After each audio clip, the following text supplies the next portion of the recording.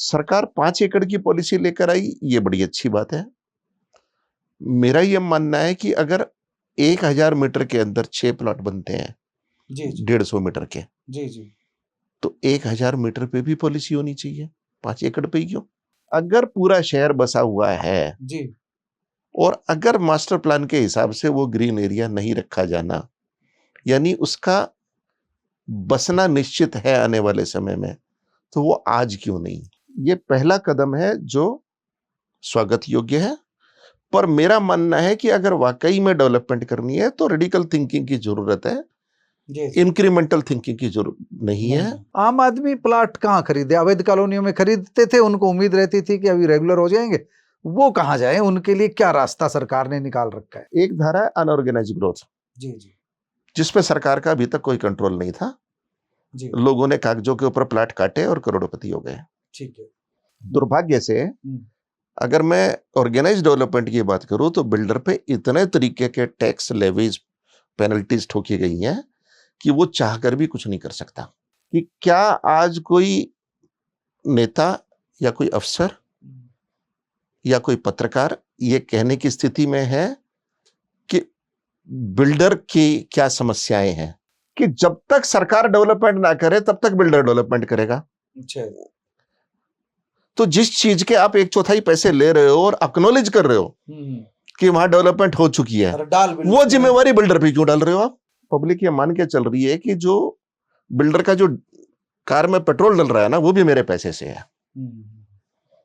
जब तक एक ये पेशेवर ईमानदारी दोनों तरफ से नहीं होगी, बायर और सेलर की तरफ से, कि एक दूसरे की समस्याओं को देखें, तब तक ये समस्या का समाधान नहीं होगा। कानूनों में प्रावधान इस तरीके के नहीं होने चाहिए जिसमें हर चीज की जिम्मेवारी सिर्फ और सिर्फ बिल्डर की है।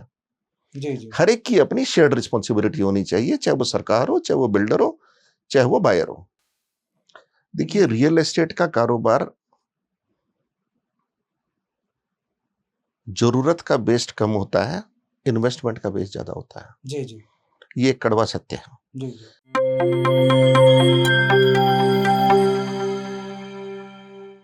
प्यारे दोस्तों, सादर अभिवादन। मैं हूं महेश कुमार वैद्य और आप देख रहे हैं एनजेपी हरियाणा।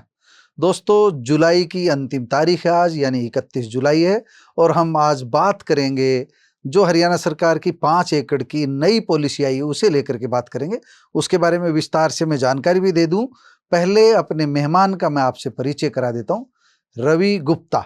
रवि गुप्ता जाने माने रियल एस्टेट के कारोबारी हैं, उद्यमी हैं, बीएमजे ग्रुप के डायरेक्टर हैं, और सभी लोग दक्षिण हरियाणा के लोग जो रियल एस्टेट से जुड़े हुए हैं, उद्यमिता से जुड़े हुए हैं, सब इनको जानते हैं। ये चिंतक भी हैं, विचारक भी हैं, अलग अलग विषयों पर समय समय पर लोग इन्हें सुनते रहते हैं, अलग अलग मंचों से अपनी बातें भी कहते रहते हैं। तो रियल एस्टेट के कारोबार से जुड़े हुए हैं, हम समझते हैं कि हमसे अच्छी जानकारी रवि गुप्ता आपको दे पाएंगे। इसलिए जो 5 एकड़ की हरियाणा सरकार की नई पॉलिसी आई है, एक बार मैं बता दूं उस पॉलिसी के बारे में। ये जो नगर पालिका परिषद जो है या नगर निगम क्षेत्र है, इसमें 5 एकड़ में नई लाइसेंसिंग कॉलोनियां बन सकेगी। कैबिनेट ने नई टाउन प्लानिंग स्कीम को मंजूरी दी है। इसमें 50% प्लाट 150 वर्ग मीटर तक रखना अनिवार्य होगा और सस्ते प्लाट पर फोकस रहेगा। ये कितनी कामयाब है, या सरकार बहका रही है, या सरकार अच्छी स्कीम लेकर के आई है, हम कोई टिप्पणी नहीं करेंगे। टिप्पणी के लिए आज मौजूद हैं रवि गुप्ता। गुप्ता जी, सबसे पहले तो आपका स्वागत है एनजेपी हरियाणा के स्टूडियो में। तो आप पुराने अनुभवी हैं। सरकार नई कॉलोनियों को लाइसेंस देने के लिए निकाय क्षेत्रों में 5 एकड़ की एक स्कीम लेकर के आई है। स्कीम क्या है, पूरी जानकारी दे दीजिए हमारे दर्शकों को। देखिए, एक है नगर परिषद का एरिया, एक है बाहर का एरिया। जी, जी। जो नए सेक्टर बनते हैं। बाहर का एरिया है कंट्रोल एरिया में, या कंट्रोल एरिया से भी बाहर का? कंट्रोल एरिया सेक्टर एरिया से बाहर भी होता है। ठीक है। तो कंट्रोल एरिया तो लगभग हमारे यहाँ देखें तो ज्यादातर डिस्ट्रिक्ट को ही कवर कर दिया जाता है, एक आध कोई ब्लॉक छोड़कर, जो डेवलपमेंट वाले ब्लॉक नहीं है। वो तो एक बिल्कुल अलग बात है। जहां तक बात है म्युनिसिपल एरिया की, म्युनिसिपल एरिया में ज्यादातर डेवलपमेंट हो चुकी होती है, और 5 एकड़ का एक प्लाट मिलना भी अपने आप में तो पैसे नहीं मिलेगा, बहुत बड़ी समस्या है। ये तो बात है पहली। दूसरी बात ये है कि जितनी भी पुरानी शहर के अंदर बसावट है वो आमतौर पे घनी आबादी है।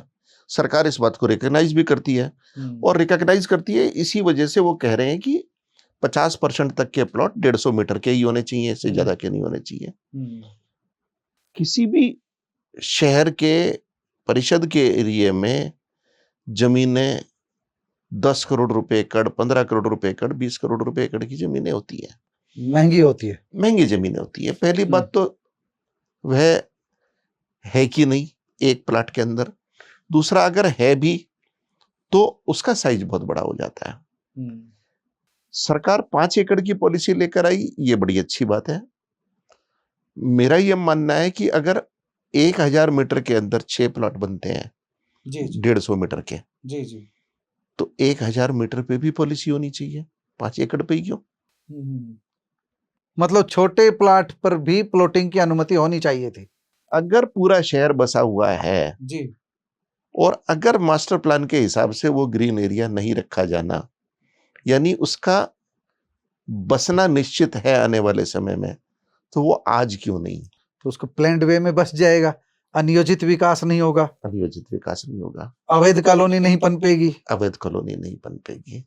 तो 5 एकड़ की स्कीम अच्छी है, पर मेरा प्रश्न दोबारा आ गया, 4 एकड़ क्यों नहीं, या 2 एकड़ क्यों नहीं, 1 एकड़ क्यों या नहीं? 1 एकड़ क्यों नहीं? तो हमको इस बात को गहराई से समझना होगा। मतलब छोटा बिल्डर तो नजदीक भी नहीं जा पाएगा, कम पूंजी वाला नजदीक नहीं जा पाएगा। मैं इसको छोटे बिल्डर और बड़े बिल्डर की तरह नहीं देखता जी मैं इसको स्थान भाव की तरह देखता हूँ। जी जी, स्थाना भाव मैं रहेगा। इसको डेवलपमेंट की तरह देखता हूँ कि planned development versus unplanned development. जी जी जी, देखिए, एक समय था जब अनऑथोराइज्ड प्लॉटिंग की रजिस्ट्रियां हो जाती थी, सरकार ने इस पे काफी हद तक नियंत्रण पाया है। इसी कड़ी में ये पहला कदम है जो स्वागत योग्य है, पर मेरा मानना है कि अगर वाकई में डेवलपमेंट करनी है तो रेडिकल थिंकिंग की जरूरत है, इंक्रीमेंटल थिंकिंग की जरूरत नहीं है। रेडिकल थिंकिंग के अंदर आपको ये समझना होगा कि शहर की ग्रोथ कैसी होगी और कितनी तेजी से होगी। जी जी। तो हमारा, जैसे अभी आपने अवैध कॉलोनियों का जिक्र किया कि सरकार काफी हद तक अंकुश लगा चुकी है। वैध कॉलोनी यानी रेगुलराइज कॉलोनियां हैं, जो रेगुलर कॉलोनियां हैं, या जो डेवलपमेंट, जो रियल एस्टेट के कारोबारी काट रहे हैं, वहाँ प्लाट आम आदमी की पहुंच से महंगे हैं। सरकार ने जो हुडा के सेक्टर थे, हरियाणा शहरी विकास प्राधिकरण के, उनको भी अब मतलब ड्रा की बजाय अभी नीलामी से बेचना शुरू कर दिया है। आम आदमी प्लाट कहाँ खरीदे? अवैध कॉलोनियों में खरीदते थे, उनको उम्मीद रहती थी कि अभी रेगुलर हो जाएंगे, वो कहाँ जाए? उनके लिए क्या रास्ता सरकार ने निकाल रखा है? थोड़ा गहराई से सोचनी पड़ेगी समस्या। जी जी एक तरीका है, इसके लिए सिर्फ बिल्डर को दोष ठहरा दो, जी जी, वो सबसे आसान तरीका है। देखिए, मैंने आपको दोषी ठहराने के लिए यहाँ नहीं बिठाया है। मैं तो बिल्कुल प्रैक्टिकल बात बता रहा हूँ। आपकी दीनदयाल आवास योजना में आपको पता है क्या रेट है? बताने की जरूरत नहीं। 50,000 से लेकर के 1-1 लाख रुपए वर्ग गज तक बातें हो रही है। रेवाड़ी जैसे शहर में, गुरुग्राम जैसे शहर में और ज्यादा महंगा हो गया है। 2-2 लाख रुपए, बल्कि इससे भी ज्यादा 3-3 लाख रुपए वर्ग गज की जमीनें हैं। आम आदमी कहाँ जाएगा, कैसे खरीदेगा? बिल्कुल ठीक है। जब आपने ये प्रश्न उठाया तो डायरेक्टली इनडायरेक्टली उंगली मुझ पर उठी कि ये मैंने किया है, एक डेवलपर ने किया है। जी जी। तो हमें समझना पड़ेगा ये माइंडसेट कहां से चला है, समस्या क्या है, आप मुझे गलत साबित कर दीजिए। और अगर बुनियाद तक हम नहीं पहुंच पाएंगे तो ये समस्या बुनियाद तक पहुंच लीजिए, तो समस्या सॉल्व नहीं होगी। जी। देखिए, 3 बुनियादी जरूरतें होती है इंसान की, रोटी, कपड़ा और मकान। जी जी। रोटी की बात करें तो सरकार किसान को पूरी तरह से सपोर्ट करती है, हम किसान के साथ हैं। जी। कपड़े की बात करें तो भाई सेल टैक्स में छूट दे दी, ये दे दिया, बहुत कुछ कपड़े के साथ भी होता है। मकान की बात आती है तो मकान में 3 अलग अलग धाराएं हैं। जी। एक धारा है अनऑर्गेनाइज्ड ग्रोथ, जी जी, जिसपे सरकार का अभी तक कोई कंट्रोल नहीं था। जी। लोगों ने कागजों के ऊपर प्लाट काटे और करोड़पति हो गए। ठीक है। दूसरी धारा है, सरकार ने खुद जमीनें एक्वायर करी और अब आके उनको समझ में आ गया कि जमीन एक्वायर करके और बेचना, कंट्रोल्ड रेट पे बेचना पॉसिबल नहीं है, तो खुद ऑक्शन रेट पे आ गई। तीसरा है बिल्डर के साथ। देखिए, मैं आपको एक एनालॉजी दूंगा जीएसटी की। आज से 20 साल पहले 10 तरह के टैक्स होते थे, सरकार ने सारे टैक्स खत्म करे, जीएसटी ले आई। एक टैक्स ले आई म्युनिसिपल टैक्स था, ये टैक्स था, वो टैक्स था, सब खत्म कर दिए। आज सरकार के पास भी रेवेन्यू है, लोगों को भी आसानी है। जी जी। जीएसटी की दुर्भाग्य जो से नई नीति से आसानी हुई। दुर्भाग्य से अगर मैं ऑर्गेनाइज डेवलपमेंट की बात करूं तो बिल्डर पे इतने तरीके के टैक्स लेवीज पेनल्टीज ठोकी गई हैं कि वो चाहकर भी कुछ नहीं कर सकता। सस्ता दे ही नहीं सकता। पहली बात। दूसरी बात, जो सबसे बड़ी समस्या है वो माइंडसेट की है। बिल्डर को शोषक वर्ग माना जाता है। तो साम्यवाद खत्म हो गया है, बट साम्यवाद के कुछ पहलू अभी भी समाज के अंदर बकाया है, जिसके अंदर शहर के विकास में जो कोई योगदान देना चाहे उसे सोच सकते। हाँ, मैं थोड़ा सा इसको गहराई में समझाऊंगा आपको जी। कि क्या आज कोई नेता या कोई अफसर या कोई पत्रकार ये कहने की स्थिति में है कि बिल्डर की क्या समस्याएं हैं? जी जी। अगर आप मुझे मेरा इंटरव्यू करेंगे तो आप बिल्कुल ये कहेंगे। मैं इस विषय में अलग से इंटरव्यू करूंगा। आज सिर्फ हम जो सरकार की 5 एकड़ की पॉलिसी आई है यही उस पे मैं इसी माइंडसेट को बर्बाद करना चाहता हूं। हाँ मैं करूंगा। क्यों नहीं? नहीं, साथ के साथ क्यों नहीं? दो पहलू। जी जी। आप एक पहलू पे बात करेंगे, दूसरे पहलू पे कहते हैं हम पोस्टपोन करेंगे, क्यों? आप करिए नहीं, मैं आज इसी इंटरव्यू में पूरी बातें करता हूं। मैं इस पॉलिसी के साथ साथ आपकी बात रियल एस्टेट के पूरे कारोबार पर करता हूं। आप करिए। हाँ, तो ठीक है, तो करिए। दो चीजों को आप अलग अलग करके नहीं देख सकते। सिंगल इंटरव्यू में पूरी बात करता हूं। दो चीजों को आप अलग अलग करके नहीं देख सकते। नहीं कर रहा। जिस दिन आप ये करते हो, जिस समय आप ये करते हो, तो आप एक बिल्डर के साथ अन्याय कर रहे हो। आप जवाब कम शब्दों में दीजिए, मैं बिल्डर के साथ अन्याय करूंगा। दीजिए आप। मैं एक ही इंटरव्यू में करूंगा, अलग अलग नहीं पूछेंगे। 5 एकड़ की पॉलिसी का आपने जवाब दे दिया, छोटा होना चाहिए, संतुष्ट है। पार्ट मेरे दर्शकों को भी समझ में आ गई होगी, एनजेपी के दर्शकों को भी समझ में आ गई होगी। अब आप जो बता रहे हो कि जो अब मैं बताता हूँ। जी जी। अब बिल्कुल मुद्दे पे आते हैं। इस पॉलिसी में एक 12(3) धारा है जी। 12(3) धारा ये कहती है कि जो शहर के बाहर जो सेक्टर की जो हुडा के अंदर जो सेक्टर होते हैं उसमें जो ईडीसी लगती है उसकी 1/4 ईडीसी लगेगी। वेलकम, बहुत अच्छी बात है। आप ये मान के चल रहे हैं कि वहां इंफ्रास्ट्रक्चर मौजूद है। ठीक है, आपने मान लिया कि इंफ्रास्ट्रक्चर मौजूद है तो हमें पैसे की जरूरत नहीं है, तो 1/4 के अंदर ईडीसी में काम हो जाएगा। ये प्रूफ है इस बात का। साथ में उसमें एक जोड़ा कि जब तक सरकार डेवलपमेंट ना करे तब तक बिल्डर डेवलपमेंट करेगा। अच्छा। तो जिस चीज के आप 1/4 पैसे ले रहे हो और एक्नॉलेज कर रहे हो कि वहां डेवलपमेंट हो चुकी है, वो जिम्मेवारी बिल्डर पे क्यों डाल रहे हो आप? अब होगा क्या? समस्या आएगी, पब्लिक बिल्डर को गलत ठहराएगी और सरकार भी बिल्डर को गलत ठहराएगी। तो इसका मतलब क्या है? इसका मतलब यह है बिल्डर अपने ऊपर पेनल्टी ले रहा है कि वो काम क्यों कर रहा है। तो जब तक ये सोच नहीं होगी, अच्छे लोग नहीं आएंगे इस फील्ड के अंदर, बढ़िया लोग काम नहीं कर पाएंगे। ये बड़ा दुर्भाग्य की बात है। मैं 15 साल के अनुभव से ये बात कह रहा हूं। जी जी। सबसे बड़े चैलेंजेस क्या आ रहे हैं बिल्डर्स के सामने, रियल एस्टेट कारोबारी के सामने? क्या चैलेंज है आज के दिन? सबसे क्या मुश्किलें आ रही है? जो माइंडसेट भी तो किसी वजह से बना होगा ना। नहीं, पब्लिक का तो माइंडसेट सिंपल है। पब्लिक का माइंडसेट ये है कि एक बिल्डर ने कॉलोनी डेवलप की है और उसने पैसे दिए हैं, तो पब्लिक ये मान के चल रही है कि जो बिल्डर का जो कार में पेट्रोल डल रहा है ना, वो भी मेरे पैसे से है। जब तक एक ये पेशेवर ईमानदारी दोनों तरफ से नहीं होगी, बायर और सेलर की तरफ से, कि एक दूसरे की समस्याओं को देखें, तब तक ये समस्या का समाधान नहीं होगा।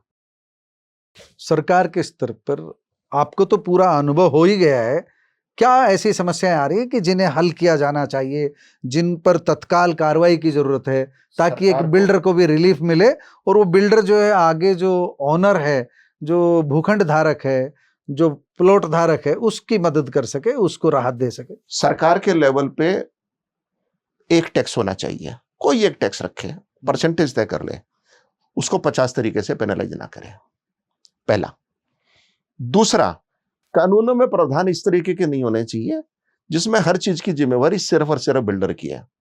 जी जी। हर एक की अपनी शेयर्ड रिस्पॉन्सिबिलिटी होनी चाहिए, चाहे वो सरकार हो, चाहे वो बिल्डर हो, चाहे वो बायर हो। जब आप हर चीज के लिए सिर्फ बिल्डर को जिम्मेवार ठहराते हो तो आप अपनी जिम्मेवारी दूसरे पे डालते हो, चाहे वो सरकार हो, चाहे वो पब्लिक हो। जी जी जी। मैंने आज से 10 साल पहले हैंडओवर लोगों को दिए। जिस दिन हैंडओवर किया, उसके बाद कायदे से उस कॉलोनी का मेंटेनेंस शुरू हो जाना चाहिए। लोग नहीं देते हैं, ना प्लॉट बनाते हैं ना देते हैं। अब कॉलोनी की डेवलपमेंट कैसी होगी आप जानो, खर्चा कौन करेगा आप जानो। तो सरकार ये पल्ला झाड़ लेती है, सरकार, देखिए और सरकार जो प्लॉट सरकार ओनर पल्ला है वो नहीं भी पल्ला झाड़ती, झाड़ लेती है। सरकार पल्ला नहीं झाड़ती। सरकार कहती है कि हम तो बायर के साथ हैं, होम ओनर के साथ हैं। प्लॉट ओनर के साथ, बिल्डर के साथ नहीं है जी। कौन है बिल्डर के साथ? क्या आप बिल्डर के साथ हो? क्या आप ये मुझे तो कहने मैं का तो साहस रखते हो मैं कि तो मैं बिल्डर के साथ हूं? मैं तो इस कारोबार को समझ रहा हूँ। आपको बिल्डर के साथ नहीं होता तो मैं बस बिठाता कैसे? आपको बिठा यही रहा हूं ना। समस्या है। नहीं, आपको बिठाया इसलिए है आप बिल्डर की समस्या बता सकें, नहीं, ये दुर्भाग्य है सरकार की कि नई पॉलिसी के आप बारे में आज भी बता खुल सकें। के नहीं कह सकते कि मैं दोनों के साथ हूं। मैं दोनों के साथ हूं, मैं खुल के कह रहा हूं ना। मुझे बिल्डर के भी मेरे को चिंता है, आपके मुंह में निकलवाना पड़ा ये वो शब्द। भाग जाएंगे तो फिर डेवलप कौन करेगा? सरकार तो कर नहीं रही। मैं बिल्डर का स्वागत तो कर रहा हूं, ऐसा नहीं है, लेकिन बिल्डर से ये जानना चाह रहा हूं कि आम आदमी को भी राहत मिले। क्या चैलेंजेस है आम जिससे आदमी आप जो है, आम क्या आदमी को challenges है? राहत का शेयर्ड रिस्पॉन्सिबिलिटी, मैंने एक शब्द इस्तेमाल ये किया। आपके आगे साझा रिस्पॉन्सिबिलिटी, किसी एक आदमी की नहीं। रवि गुप्ता जिम्मेदार नहीं हो, रवि गुप्ता के आवासीय सेक्टर में रहने वाले तमाम लोग, मतलब जो अधिकार उसमें मांग रहे अफसर हैं भी, वो कर्तव्य निभाए हैं। उसमें अफसर भी, जी जी, अफसर भी, अधिकारी उसमें भी, सरकार भी, सरकार में सब आ गए। सब आ गए। इसको शेयर्ड रिस्पॉन्सिबिलिटी। हाँ, तो हम आपकी बात अब सुन रहे हैं, हमारे दर्शक, और आपकी बात पहुंचे सरकार तक, हम ये भी प्रयास करेंगे। एक मेरी जो अभी इसी आपकी बातों से निकल करके आई थी, जो एग्जिस्टिंग सड़कें हैं, आवासीय कॉलोनियां उन्हीं पर आ रही है जो सेक्टर में सड़कों की रेखाएं खींची हुई है, वो सड़कें तो गायब है ही नहीं। पहले सड़क नहीं बनेगी तो डेवलपमेंट कैसे सुनियोजित होगा? आप देखोगे कि कहीं भी चौड़ी सड़क कागजों में तो है कि यहां बनेगी, सेक्टर का रोड दे रखा है, लेकिन वो चौड़ी सड़क जमीन पर नहीं है। तंग सड़क से कॉलोनी के रास्ते बने हुए हैं, वो तंग सड़क से लोग जाते हैं।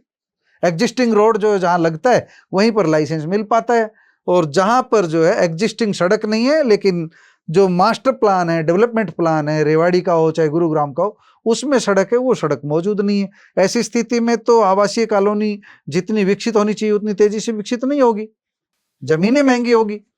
इस समस्या का एक समाधान है। समस्या तो है जो मैं कह रहा हूं। नहीं, बहुत बड़ी समस्या है और इसका समाधान है। नहीं, मैं जो बोल रहा हूं है ना समस्या, बहुत बड़ी समस्या है। ठीक है। हाँ आपने मास्टर प्लान में 40 सेक्टर डिक्लेयर करे जी। आप कहिए हम 5 सेक्टर के अंदर लाइसेंस देंगे, पर उन 5 सेक्टर में पहले रोड बना कर देंगे, इंफ्रास्ट्रक्चर बना के देंगे।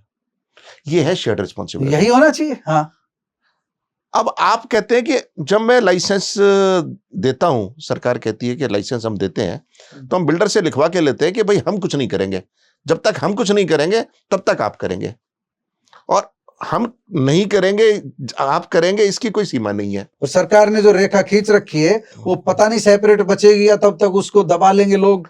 अब होगा क्या?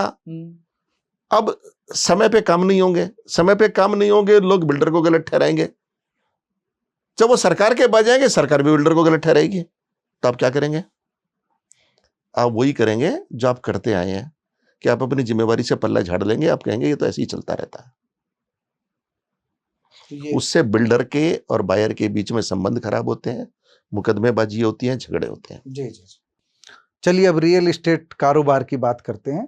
जो अपने हरियाणा में हम देखते हैं, गुरुग्राम से लेकर रेवाड़ी तक, एक लोग बोल रहे हैं मंदा मंदा रियल एस्टेट कारोबार ठहर सा गया है। क्या ये सच है? कुछ रुकावट आई है, कुछ ठहर गया है रियल एस्टेट कारोबार? देखिए, रियल एस्टेट का कारोबार जरूरत का बेस्ड कम होता है, इन्वेस्टमेंट का बेस ज्यादा होता है। जी जी। ये एक कड़वा सत्य है। जी जी। कायदे से ये इसका बेसिस जरूरत होना चाहिए। जब ये इन्वेस्टमेंट बेस होता है तो उस समय अवेलेबल ऑप्शंस क्या है? क्या गोल्ड इन्वेस्टमेंट ऑप्शन है? जी जी। क्या शेयर में इन्वेस्टमेंट ऑप्शन है? तो इन सब चीजों को देखते हुए मार्केट में तेजी मंदा चलता रहता है, वो चलता रहेगा, रूटीन की बात है, वो कोई खास बात नहीं है। तो अभी रियल एस्टेट का भविष्य, हम रेवाड़ी की बात करें तो MBIR का जो मास्टर प्लान था, ड्राफ्ट प्लान था, वो फाइनल नहीं हुआ, और उसको पता नहीं अभी बट्टे खाते लगेगा कि रहेगा। 2041 के प्लान की बात हो रही है कि 2041 का डेवलपमेंट प्लान आने वाला है। रेवाड़ी का भविष्य कैसा देखते हैं आप? बिना प्लान के मैं कोई भविष्य नहीं देखता। प्लान आएगा तो भविष्य की बात करेंगे। तो वो देर हो रही है।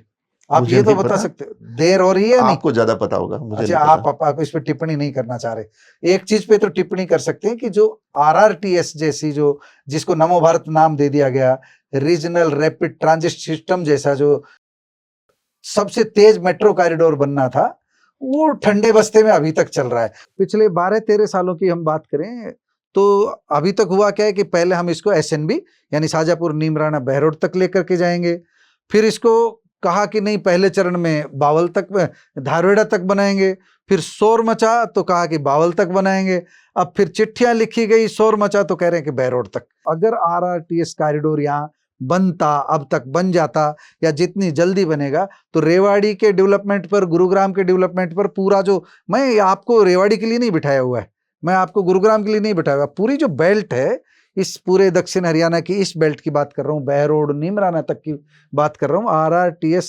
कॉरिडोर को लेकर के क्या कहेंगे? इस सवाल का मैं जवाब दे चुका हूँ, शेयर्ड रिस्पॉन्सिबिलिटी। सरकार को अपने लेवल पे जो काम करना चाहिए वो करे, अगर वो करती है तो ट्रांसफॉर्मेटिव होगा, वो उसका अच्छा रहेगा। चैलेंजेस की आप बात कर चुके, हम ये तो जानना चाहेंगे कि आपसे फ्यूचर क्या है इस क्षेत्र का, पटौदी से लेकर के रेवाड़ी तक। सड़कें बनने लग रही है लेकिन गति धीमी है। अभी भी आप रेवाड़ी से जाते हैं, गुरुग्राम पहुंचने में कितना समय लगता है आप जानते हो, और पटौदी का रोड बन रहा है उसमें भी अभी रुकावट, वो भी नहीं खुला है। जो सड़क मार्ग जो बन जाएंगे आने वाले समय में बनेंगे, तो मुझे उम्मीद है कि 2026 में तो दोनों सड़कें स्मूथली चलने लगेगी। 2026 नहीं तो ज़्यादा से ज़्यादा 2027 के मध्य तक। क्या देखते हैं, कितनी उम्मीद करते हैं कि ये सड़कें बनने के बाद? अगर मास्टर प्लान आ जाता है 41 का, MBIR का, जी जी, तो इस एरिया की ग्रोथ बहुत फास्ट होगी, इसमें कोई शक नहीं है। पर साथ में कुछ भूमि सुधार भी करने पड़ेंगे। जी जी, छोटे छोटे रकबे हैं। मैं एक बार MBIR की व्याख्या बता दूं अपने दर्शकों को।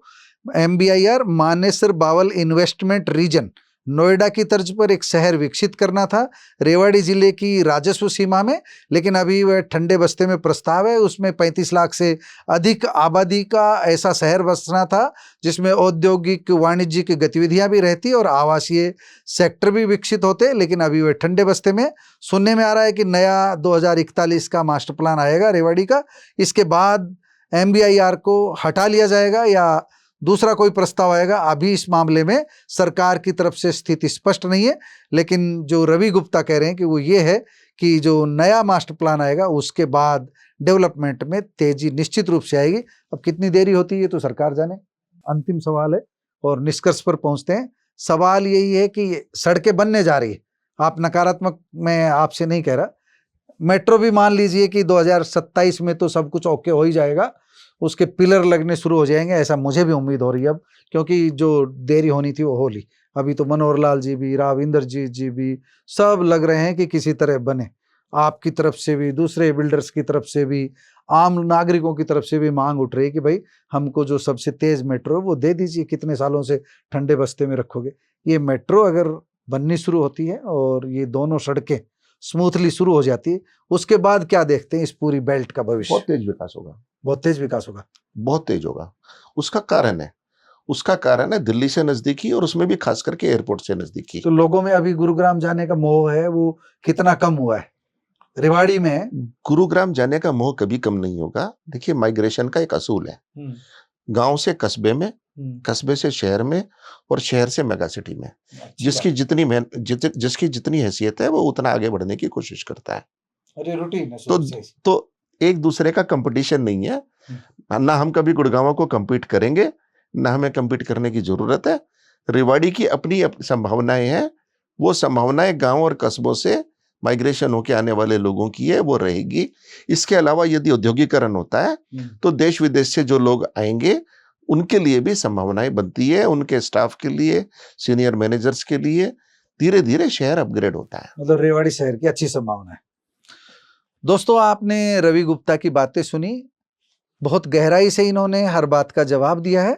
थोड़ा सा सरकार के खिलाफ नहीं बोल रहे हैं, सरकार के खिलाफ हम इन्हें बुलवाना भी नहीं चाह रहे हैं।